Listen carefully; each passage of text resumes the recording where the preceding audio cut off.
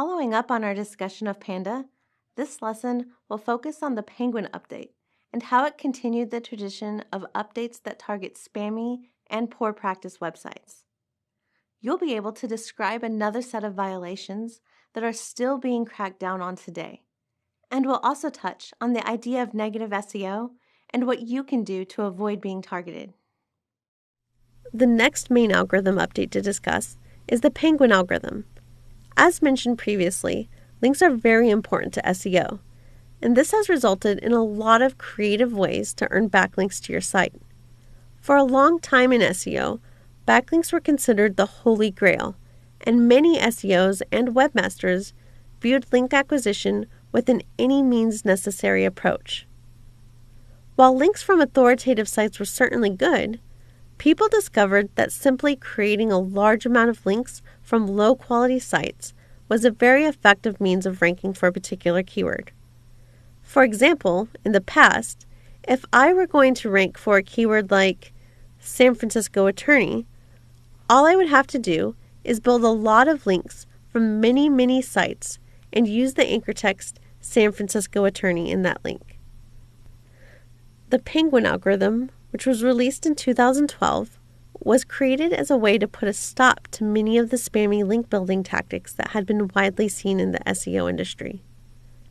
Like Panda, Penguin is a filter, which means it is periodically reran.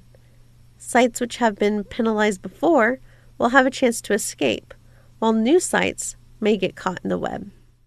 Penguin really focuses on sites that have a high amount of manipulative link building practices in place.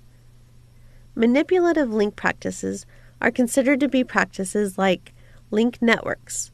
Link networks involve creating a set of sites that link to one another. Sometimes these sites were hosted on different servers and registered by different individuals. This was done in an attempt to hide the link network from Google. Another manipulative tactic was trading links.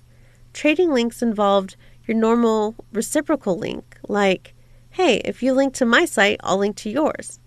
But also more difficult to find links, such as between people who own multiple sites and only use a set of their sites to link to the other. They did this to avoid what could easily be seen as reciprocal linking. Another spammy tactic is comment spam. This is still commonly seen, even though it offers no value.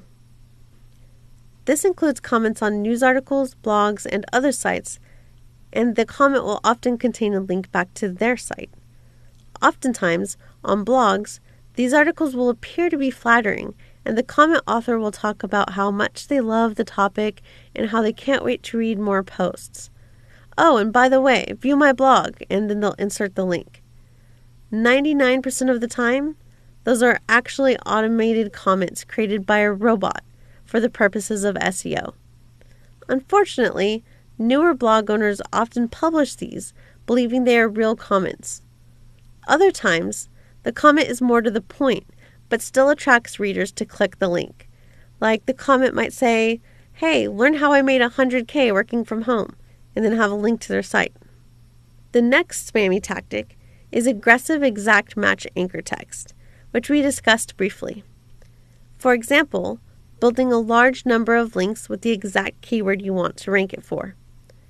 Google began penalizing this because it is obviously not a natural occurrence of anchor text that would happen if people were naturally linking to your site because they found it useful. However, if your domain name contains the keywords used in the anchor text, let's say you had the domain name sanfranciscoattorney.com, and then a lot of links with the anchor text San Francisco attorney are actually likely to be considered valid. This, of course, depends on the rest of your backlink profile and the types of sites you're earning links from. The Penguin algorithm also targets paid links.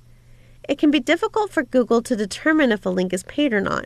However, there are certain things the algorithm checks for when looking for a link. For example, if the link is in a sidebar surrounded by ads, it is likely a paid link.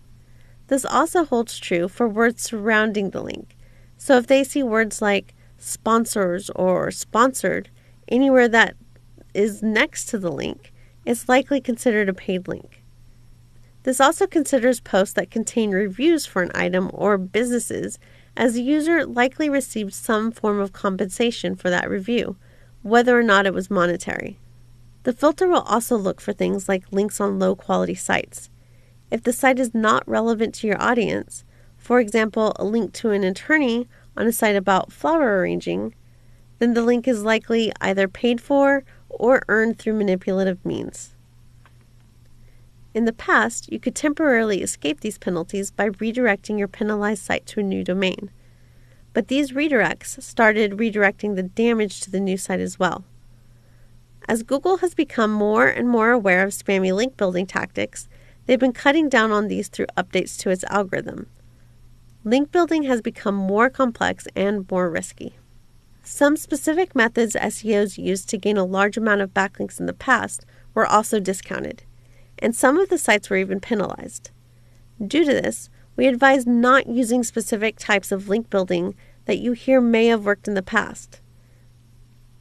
These include spammy link building tactics like acquiring links in various directories, creating free widgets users can download that will contain an anchor text link back to your site. Some examples I've run across are free mortgage calculators webmasters can add to their site as a useful tool, but the tool will contain a link at the bottom that says something like mortgage loans in the anchor text. This is seen as spammy. Another popular method of earning a large amount of backlinks was creating free templates or themes for Blogger or WordPress. The authors of these templates would put a link back to their site in the footer, or sometimes just hidden within the code. People would often create user accounts in a large number of forums and add a link to their site in their signature or profile. They would post once and then leave.